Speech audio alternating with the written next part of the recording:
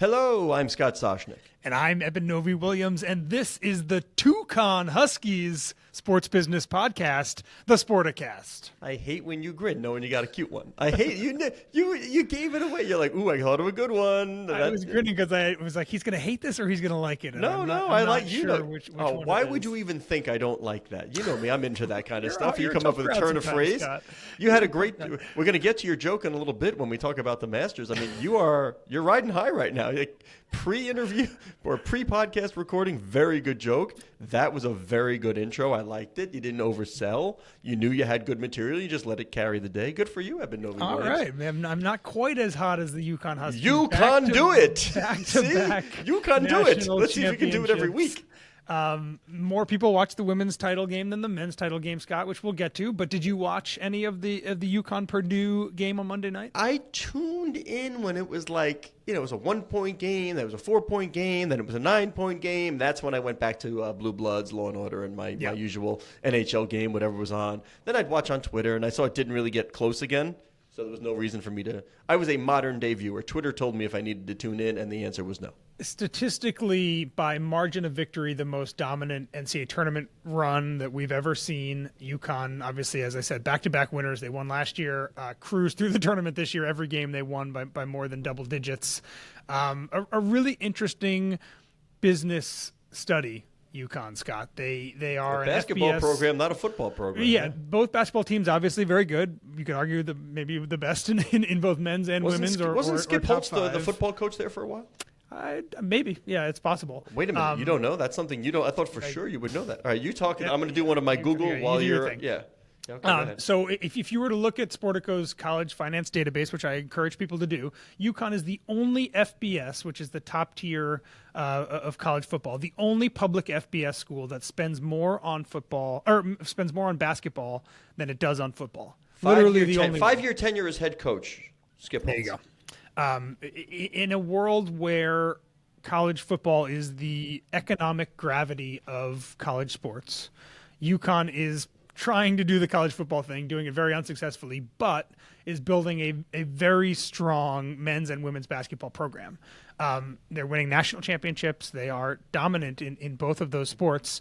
But economically, Scott, where does it get them? We have UConn's economic, their revenue and expense reports here. The athletic department's losing a lot of money. A lot of money. I would say that was sort of the premise of the Big East. Once it was like, okay, we'll keep what we can keep. And Val Ackerman said, we'll stress basketball. But here, like we said, always football is the main driver of revenue. So the UConn spends about $90 million on its sports, all sports every year. It's getting $30 million in direct institutional support. It's getting $6 million from student fees. It's getting $3 million in indirect institutional support. It's a heavily subsidized athletic program, and that is what happens when you have a top tier football team that nobody wants to watch and no one wants to go see. Nobody wants to take into their conference either. Conference, yeah, exactly. I don't see the Big Ten calling for UConn. Although, with the prestige of the basketball program, would it be, I see the way your eyes widened a bit, like your pupils dilated, your eyes widened. You're like, wait a minute, Scott, you're going somewhere I may want to follow. So go tell me. Yeah, so if I'm the Big 10, Big 12, SEC, I'm just, bringing the name of the big boys. Do I have value in UConn because of the basketball program? And do I think I can, geographically, it's not like Rutgers is the number one media market in New York. You don't get much in Storrs, Connecticut. You're in between Boston and New York, so maybe you do. But can you turn that basketball dominance into something and then maybe think you create a decent football team? I think that's the really interesting question because UConn has options. Right now it is probably the crown jewel economically of the Big East, which is a league that is also trying to figure out its way in a football dominated world as a basketball conference. If it stayed there, it's obviously very valuable to the Big East, but there's a cap on how valuable that is right now in a world driven by football. We know that UConn has spoken with the Big 12. Brett Yormark really values basketball, really values the idea of the Big 12 being a really national brand.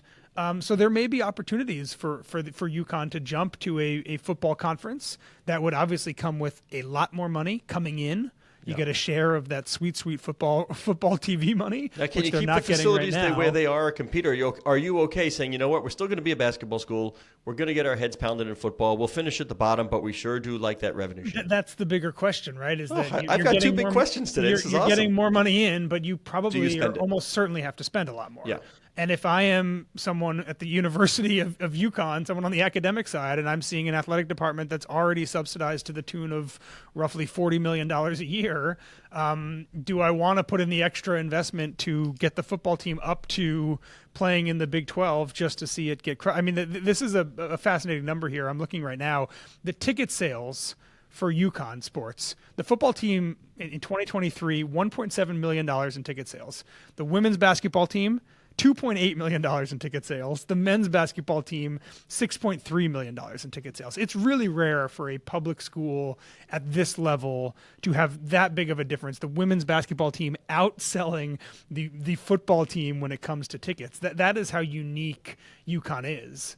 And it is going to be fascinating over the next few years as conference realignment continues. And I'm sure UConn is looking at what they think the Big East will be in 10 years and also thinking about what it would cost and what it would mean in prestige to get to a conference like the Big 12. But they are a singular, unique business story right now in college sports, and excelling on the basketball side, while great in a lot of ways, it is not the financial salve that gets them out of the hole that they're in right now. Salve. Very nice. You already had one stumble, by the way, called the University of UConn. That's tough. You know what the U stands for, right? You know what the U stands for. Okay. But interesting that I can name Skip Holtz. I can name Randy Edsel off the top. I did not know the current football coach at UConn. Can you name the current? And this is somebody like, it's a name we know. Is it Bob Diaco? It is not. That's not a name I know. Okay. Yeah. It's Jim Mora. Oh. Okay, yeah. Former UCLA coach. Yeah, you got Jim Moore as your coach, right? So you got that. I don't know if they're good or not, but they're not good. I do know. I know you can go. You can go to New Haven and get good pizza. That's a little bit further south than stores, but I have no idea. Yeah, no, it's interesting. It's an interesting dilemma now. Like, what do you do? Like, you are this basketball powerhouse, but like you said, that's just not enough revenue to compete with. Doesn't pay the bills. Yeah. Although then you say, well, do we even want to wade into what's going to happen with football? What happens then if there's a pullout? What happens if the private equity takes it? What if the top 50 get pulled away? Where it just seems with all these unanswered questions, you think if they could hit a reset button, and whoever they was, I mean, I don't remember which was the first school that started all the sort of the realignment. Do you remember what was first? I don't. This specific round? No, like back in the day, like the back original in 2010? realignment. Yeah, what was? I mean, there's realignment. It feels like every decade or so. But what was the first big school like of this push where you're like, this everything's push, changing? I think it was Texas and Oklahoma leaving the Big 12 to go to the SEC, which was I think 4 years ago at this point. All right. But everybody was talking to everybody. It was one of those where the whole world was in flux. You think you go hit the reset button, everyone's like, wait a minute, like maybe we need to take a slower approach because we're not really sure what we're getting. Like you see Tara Vanderveer retires, and it's got to be because she doesn't want to fly across the country on a Wednesday for her game. I'm not sure everybody got to a point where they say this is good for us. Yeah. And on a UConn specific standpoint, it's an interesting question about what football brings. Right? They're losing a lot of money on football. You can look at other ways in which having a football team is probably valuable. I'm sure the university has done thinking about what that means from a marketing standpoint and what that means from a name recognition standpoint, et cetera. But there are a lot of schools in the Big East that either don't have football or compete at a lower level, cheaper level in football. I think it's an interesting question at the UConn level to think about what having football actually really does mean and how valuable it is to be an FBS football program that sells $1.7 million in tickets every year and has costs that are 10 to 20 times that. It's not a relevant conversation on a lot of campuses.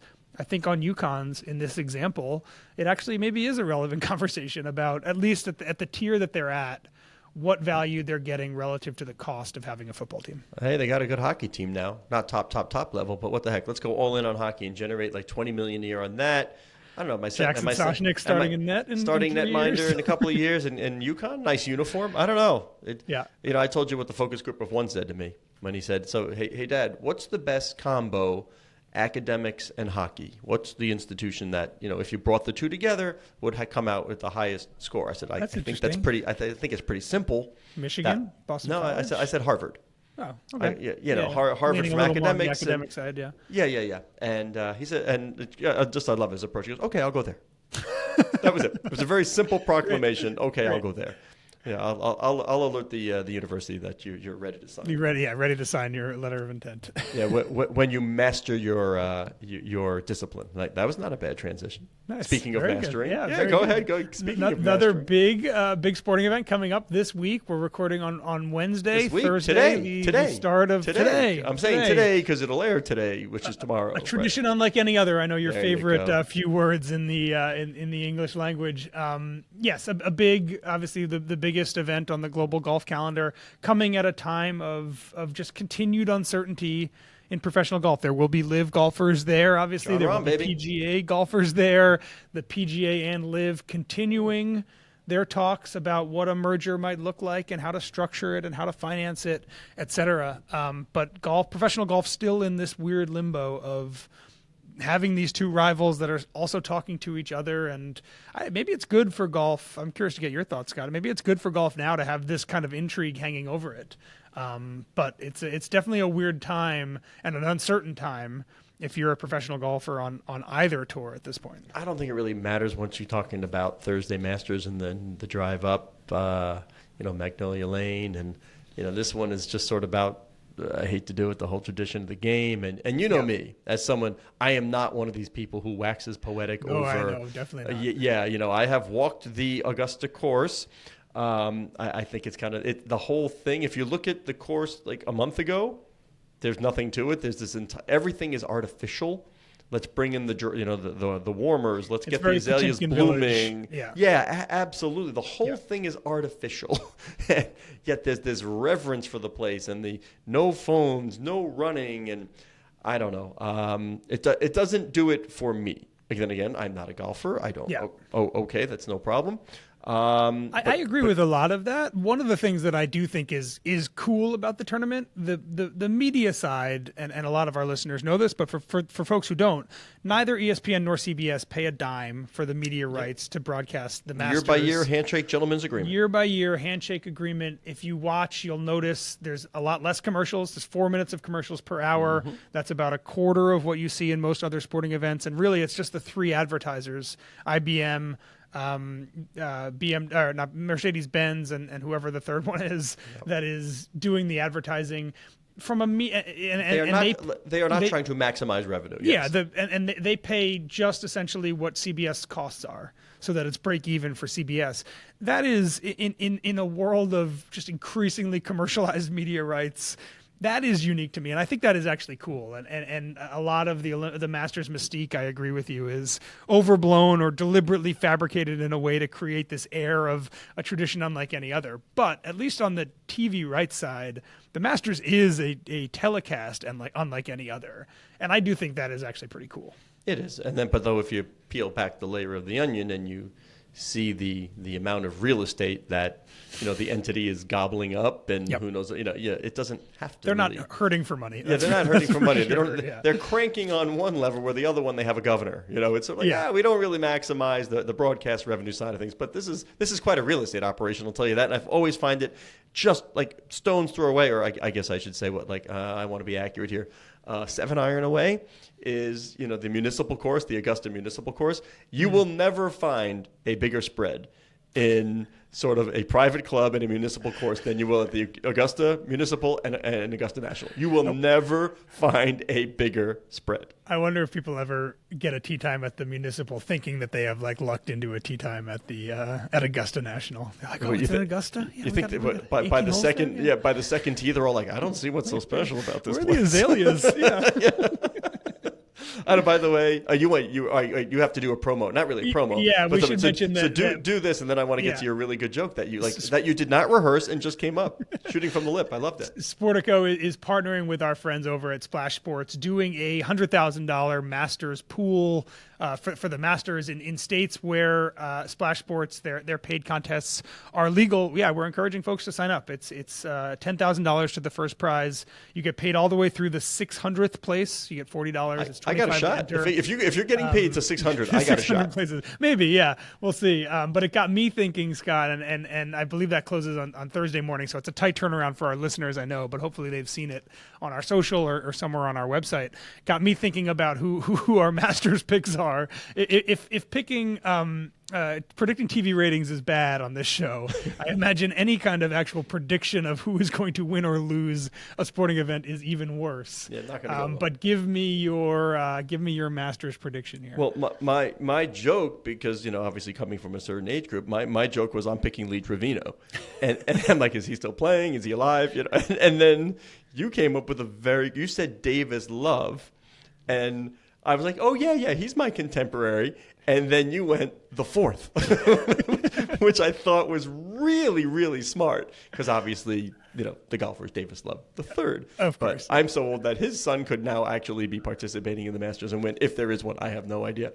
But I thought it was really good. Speaking of which, did you see the great video that's come out of Jackson Holliday when he was a little kid playing with his dad? I did. No, playing golf or playing baseball? No, playing baseball. Okay. Just like playing with golf, your dad. Scott. Well, he's getting, I know, but come on. This we're is talking Orioles about father's prospect son. Jackson Holliday, the top getting prospect called in baseball. up. Yeah. So it's a great, he's on the field playing with his dad. He's maybe 3 years old, and he's throwing the ball, and he's dropping it. And he can't. It's like, this guy's making a major league debut tonight. It was just a good video. So if you haven't seen it, go check it out. Which is funny, because the 3-year-old Tiger Woods video or the 3-year-old Rory McIlroy video, they're already the best golfer you've ever seen. Yeah, they're like 15 years old. Yeah, by the way, that's my pick. I mean, I saw Tiger.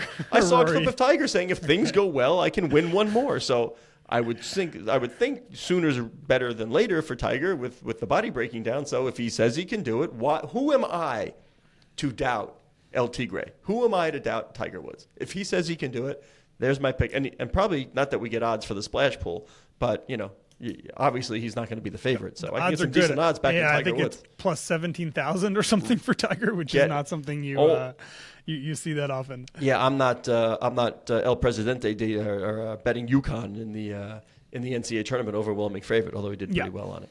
Yeah, I'm going to look smart here. Thank you to my friend Harrison.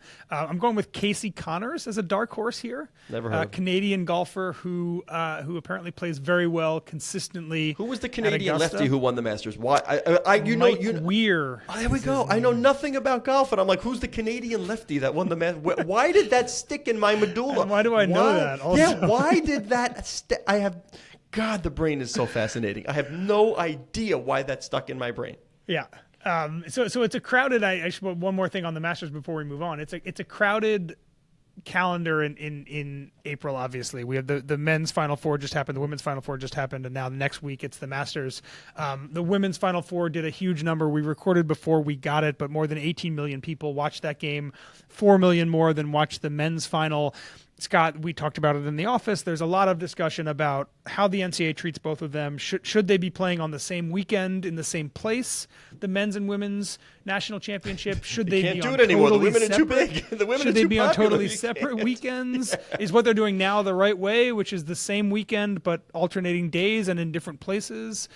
Given that the Masters is right around the corner and you obviously don't want to compete with that. The Frozen Four is competing with the Masters to a degree. I'm curious what you think about if you were at the NCAA, how to best maximize the value and the fact that the women's tournament, at least right now, is vastly improving as a commercial asset, and how to maximize the fact that they're both happening simultaneously. If I'm reading my etiquette book properly and I've got my plate and my silverware all laid out, I mean, have we flipped where the men's tournament, the fork is further away with 3 tines, and the women's tournament's closer to the plate and it's 4 tines? Is that the main course? That's my question for you. What's the fork on the top? Oh, I don't know. That the little guy? Yeah, is that the Frozen Four maybe? Or is that the Masters? Maybe that's the Frozen Four. Maybe somebody served oysters or something. You need a little one. Yeah, I'm not sure. But the main course right now is the women. So, yeah. I mean, you really have to examine. I mean, under no model was it like, oh, wait a minute, we can't do it in the same. And Val Ackerman had the idea to play them in the same locale. Yeah. We should call Val and find out, is that still viable, or is just the women's tournament too damn big? I think it's a great question. Not enough hotel rooms anymore. Yeah, can you, given how big the women's final is now, or at least we're going to see next year without Caitlin Clark and without Angel Reese, kind of how much of this is permanent and how much of this was a unique combination of stars and marketable talent. But I do think there's an argument that putting these two events in the same place in the same 5 days is just too difficult, and you end up cannibalizing itself in a way that isn't worth it. I'm fascinated to see the NCAA answered a big question of this in how they sell the women's tournament in that big ESPN package. They didn't change much. They're just getting a bit more money than they used to for it. But there's going to be a lot of conversations in and around the NCAA in the next year or two about what to do with the women's final and the men's final in terms of scheduling and location to try to, especially if the women's final is now, I don't think we're going to see 18 million viewers every year, but if it is on this relatively new level of interest and kind of part of the American cultural conversation, what you do to make sure that you're not cannibalizing your two, if you're the NCAA, let's face it, your two biggest events of the year. What I'm interested in, I want to go on eBay and see what does a Mike Weir signed card go for. Got a guess for me? Give me a price on a Mike Weir signed card. Oh my gosh, $3, $4? I don't know. Is Mike Weir still golfing? Did he win idea. a single other major? I have no idea, but we knew enough. We knew he won the Masters, and he's lefty. He's Canadian. We knew he was lefty. Yeah. Now I'm taking a guess. I'm going to say $3. $3 for a Mike Weir card. And I bring up eBay because eBay was announced this morning, purchased Golden Auctions, and I don't know if you watched the Netflix show about Ken Golden and the collectibles boom, and we talked about our friend Darren Ravel starting Collector, sort of a media company focused on collectibles and the boom. So, I mean, Ken sold the company to the Steve Cohen-led group just like 3 years ago, and now you've got eBay coming in and buying it here.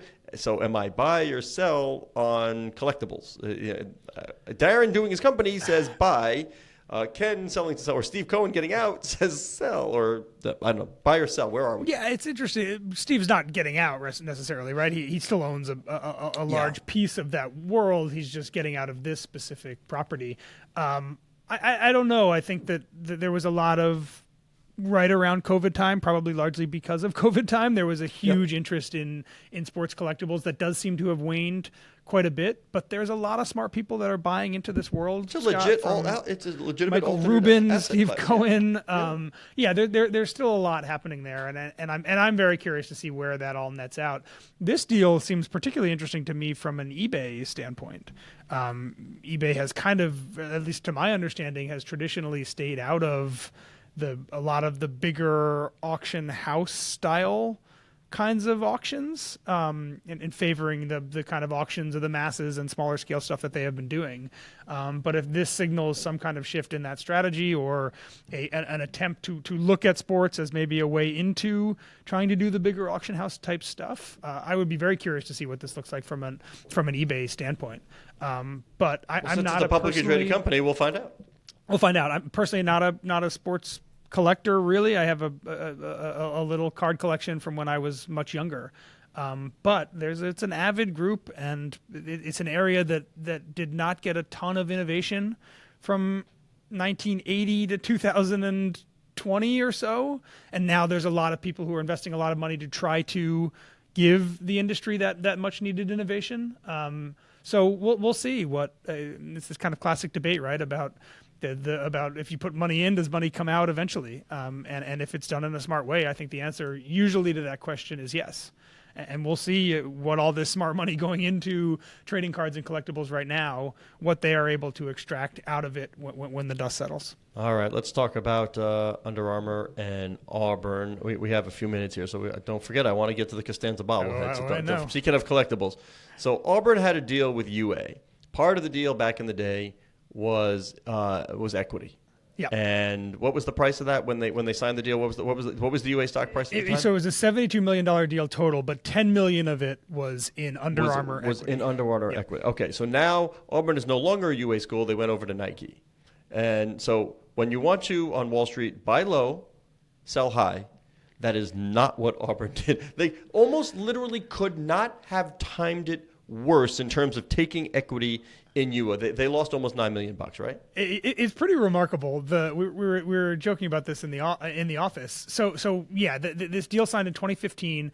Under Armour got $10 million worth of equity, but it was set to be paid out on July 1st of every year, essentially. So they priced it at that 2015 price. The contract was signed in September 2015, less than a week after Under Armour hit its all-time high stock price of $54. The stock is trading at $6 now, Scott. Less than 54. If you look at a 10-year stock price of Under Armour, it looks like a mountain. It's a steep upturn, and then it's a very steep downturn. And this deal was signed literally at the apex, the tippy top of the mountain. And yeah, Under Armour's lost a lot of money on it. That $10 million worth of stock right now, they've got one payment left. Right now, total is worth $1.4 million. They've lost $8.6 million. If I said to you piece. the Yodelehigo game on Price is Right, would you know what I'm talking about? You know? No, not that specific game. No. Oh, seriously? Where the guy goes up, and then it's like the top of the mountain is like a hiker, and he goes over the edge, and you lose. You have not seen that. No. You really? Oh God, you really don't know that? Maybe I can be honest. I haven't watched. You gotta go look Price this Right up, dude. You have to know this stuff, like the Showcase Showdown. Nothing. I'm gonna start doing this to you, by the way. I'm gonna pick deliberately things that newer pieces of. It can be newer, but this pop is culture this that you is have part not of the done. American psyche. Come on, we're talking Bob Barker and The Price is Right. You gotta know this game. Like clips of him there's a reason Bob Barker is like in Happy Gilmore or whatever. Like there's a reason why, because they're iconic figures. So you gotta kind of know a little bit more about them. Anyway, speaking of iconic figures, we'll get off Under Armour.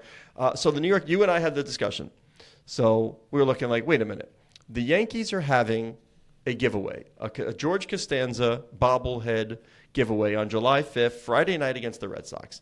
And I turned to you and I'm like, what? Wait, these things are usually done against a weaker opponent on like a Tuesday night. That's a reason for fans to come and buy tickets. I'm like, Friday night against the Red Sox? That just didn't make sense to me. Now we know why. So it's fascinating. You can fill in the details of exactly why and how. There's a bunch of anniversary overlapping of things Seinfeld airing. I'm like, oh, okay. I mean, now I get it. And it's like the first 18,000 fans and the price. It's the most sought after Yankee ticket already. I mean, as soon as I saw it, I sent my friends a note going, we got to get one of these. Like, yeah, we definitely have to get a Costanza bobblehead. So I put forth in motion the plan to go attend the game.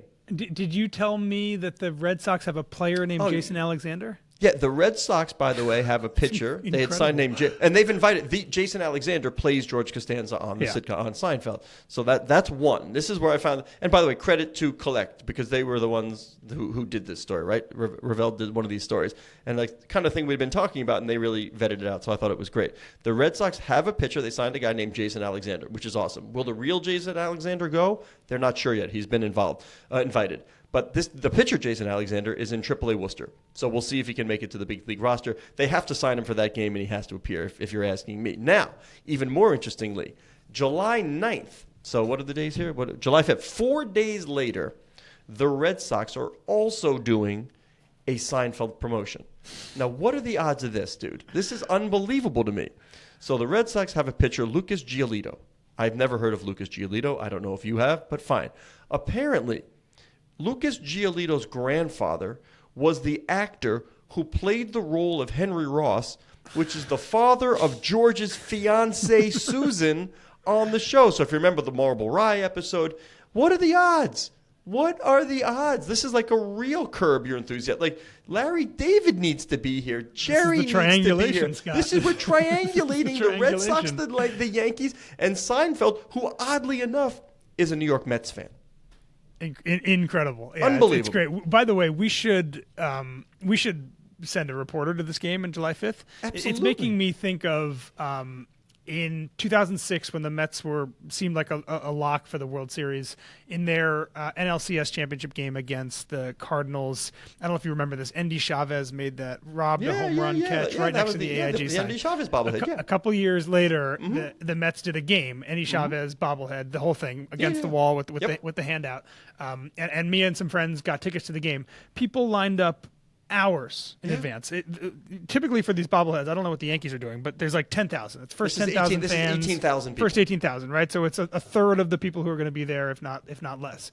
People lined up hours in advance. We were worried that we actually weren't going to get them. We did get them. I still have mine. But there was also like auctions happening right there. Literally, people would grab it, they'd turn around, they would like raise their hand and be like, it's like the by the iPhone. way, if it's you like want to pay me $100 for this. Yeah, it's the iPhone line. I imagine that may happen. This Costanza thing, I assume, is going to be, going back to our collectible conversation, is going to be a collectible of some sort.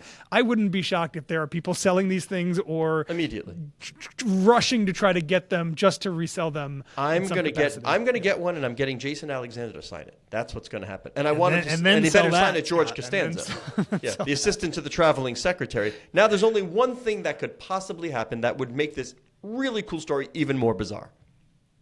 Come on, be with me. I'm looking at you. I'm trying to send what could possibly happen. Are they going to wear wool uniforms for no, the game? we're over time here. No. Somebody's going to rob the truck of all the bobbleheads, much like Yager. Then the FBI is going to I mean, it's a skit. Right? And then Cosmo Kramer's driving behind him. It's Michael Richards is trying to get him back. Somebody's going to rob the truck delivering the bobbleheads, which we saw with Armour Yager. Very good. Very good. He is Scott Soshnick. You can find him on Twitter at Soshnick. I am Eben Novi Williams. You can find me on Twitter at Novi_Williams. We should get bobbleheads, Scott, you and I. We should. Two people Let's might see what want the them. likeness is. You know what I think? But we would take them. I'm predicting. You know what I'm predicting right now? Because we know we have our strongest fans who support us all the time and converse and dialogue. I wonder how many times we have a classic Steve Horowitz chuckle during this show. He's going to be messaging us how many times he laughed during this show.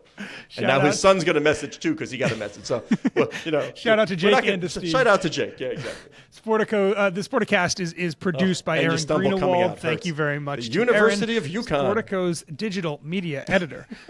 Cora Veltman would like you to know that you can follow the show at Sporticast, which is the hub of the Sportico media